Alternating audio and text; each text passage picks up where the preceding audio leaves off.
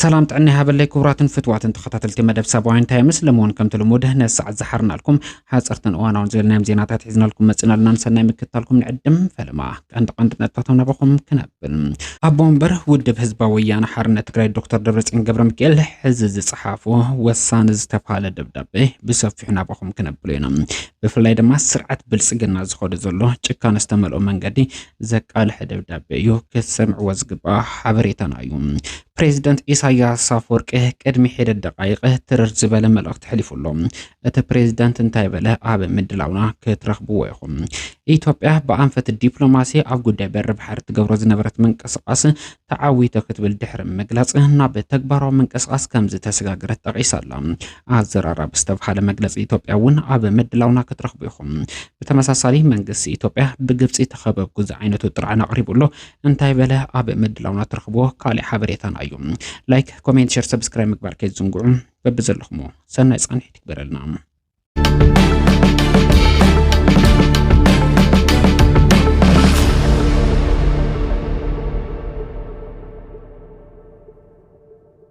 مالين بوركينا فاسون من محدار ترامب نزوسدو تمساسال سقمتي ملاش نمخابه زيغاتات امريكا ناب حقرم كياتو كم زقلكلا غليصن ازن كلتا حقرات معرب افريكا ابز قرب اوان بمسرت بريزيدنت امريكا دونالد ترامب زتصافح اقدا مغشاتات اب تحتي مولو ناي مئتاو اقدا اتين زركبه حقراتين اب زتفلالي مغلصتات ابلع لزيغاتات امريكا تمساسال سقمتي كم زوسداون علاو غيرن اللوم مينستري غدات وصاي بوركينا فاسو كارامورو جان ميري تراوري منقستهم بمتكلن متحققازن يسرح كم زلو كزخاخرو كلو مينستري قدات وصا مالي دما حدحداو مكبارن لعلاوي معارنت كهلو صاوعي تقريبهم اللهم كلت يوم حاقرات منقست أمريكا نزوصدو سقمتي كتعاسل يكولو زتقاسو تقونم عقداس الزخوان سقمتون بوغنا وسيرنا لنا كولو تقيسهم اللهم بحافشا بركينا فاسو خونم ماليوان ناي أمريكا فيزا فاسمام كم زي قبلو زرقا له مجلس خوينلهم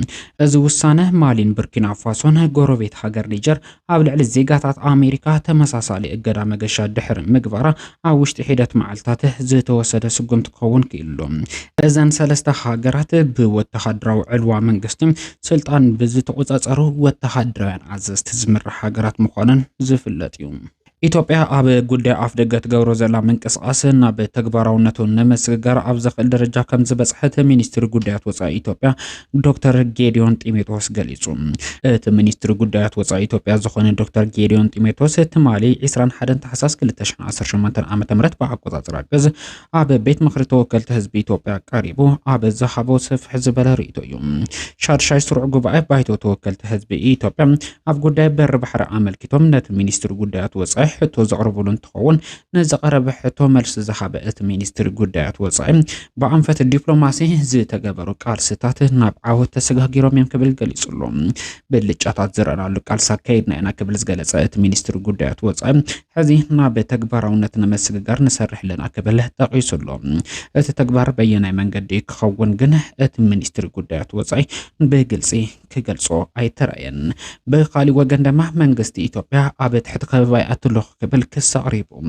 منقست إثيوبيا قبصي نتدحر كايدا داغمه كاب صندوق نغيفا بموصم نيثيوبيا نمخ بابت سرح لا قبل زتقسه انتخون از منقسقاسسي كمتم نقدم حدي فشلو زترف منقسقاس كتبل وقيسالام إثيوبيا اب مغلصيا قبصي ابز حزوان نيثيوبيا ناب حدغا نمئتو قدم حزي كتقملو صنحه الدحر كايدا كاب مدردر صندوق اوريدا داغم حمد نغيفا كتسرحلو ترلا قبل زتقس منقست ኢትዮጵያ እዚ ድሕር አካይዳ ኣብ ዝሕዝዋን ኣይሰርሕን ክብል ጠቂሱሎም ምንም ዝፍለጥ መንግስት ግብጽ ብዘይካ ኬና ምስ ኢትዮጵያ ምዝዋሰና ኩለን ሃገራት ዳርጋ ክበሃል ብዝኽእል ደረጃ ወተሓድራዊ ስምምዕነት ክፍጽም ክኢሉ እዩ مس الصومالي دبوب سودانن وتحدروا معسكر مزهان صلو قداي أبسم معنات كبس حزقالة منجستي قبسي أبك ربع معالتات قاع نعسبنه الدورة اللي ودبات كالمعلو زخل سم معنات مس منجستي إرتران جبوتن كم زفت سما اندات قلت سيركم بزمن صري مثل منجستي إيتوبيا قبسي أبك بباكت تواني تسرح الله قبل دحر مكساس أزمن كسقاسزي وصيت عالبوي قبل كتأكستر أيلوم መንግስት ፌደራል ንስምምዕነት ፕሪቶሪያ ብምጥሓስ ኣብ ትግራይ ኣብ ልዕሊ ተመዛበልቲ ዝተጠናኸረ ጅምላዊ ጥሜት ክቐጽል ይገብርሎ ክብል ኣቦ ወንበር ውድብ ሕወሓት ገሊጹ። ህጹጽ ጻውዒት ንህጹጽ ሰብኣዊ ምትእትታው ብዝብል ኣቦ ወንበር ውድብ ህዝባዊ ወያነ ሓርነት ትግራይ ዶክተር ደብረጽዮን ገብረሚካኤል ናብ ኣቦ ወንበር ኮሚሽን ሕብረት ኣፍሪካ መሐመድ ዓሊ ዩሱፍ ኣብ ዝለኣኾ ቁልዑ ደብዳቤ ኣብ ትግራይ ኣብ ልዕሊ ተመዛበልቲ ኮኔልካ ዝፍጸም ዘሎ ጥሜት ህጹጽ ቃልቦ ዝጠልብ ይክሉ ጠቒሶም ኣለዉ።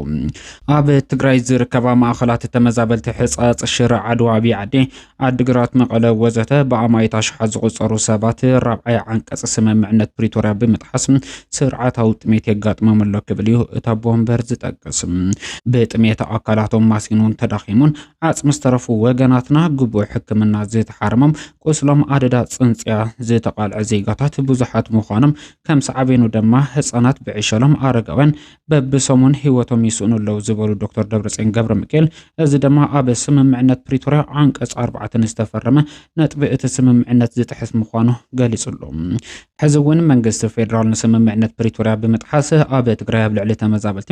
ዝተጠናኸረ ጅምላዊ ጥሜት ክቕጽል ይገብር ኣሎ ዝበሉ ዶክተር ደብረጽዮን ገብረሚካኤል እቲ መንግስቲ ኣብ ክንዲ ህጹጽ ሓገዝ ዘቀላጥፍ ናብ ናይ ሓሶት ክስታት ፕሮፓጋንዳ ምእታዊ መሪጹ ክብል እውን ብትሪ ክኸስስ ተራእዩ ኣሎ።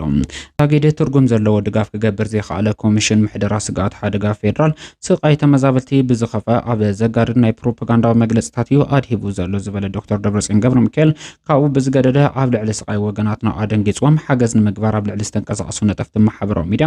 ንህዝቦም ሓገዝ ምግባሮም ከም ገበን ተቆፂሩ ከፈራርሖምን ከሽቅሩሮም እዩ ተራእዩ ክብል ገሊጹ ኣሎ።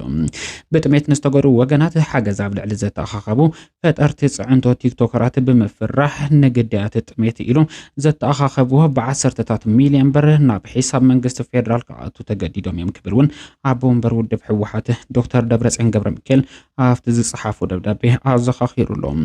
ብመሰረት ስምምዕነት ፕሪቶሪያ ናብ መረበቶም ክምለሱ ዝግብኦም ልዕሊ 1 ሚልዮን ወገናት ሕዚ እውን ኣብ ከቢድ ጸገም ይርከቡ ዝበለ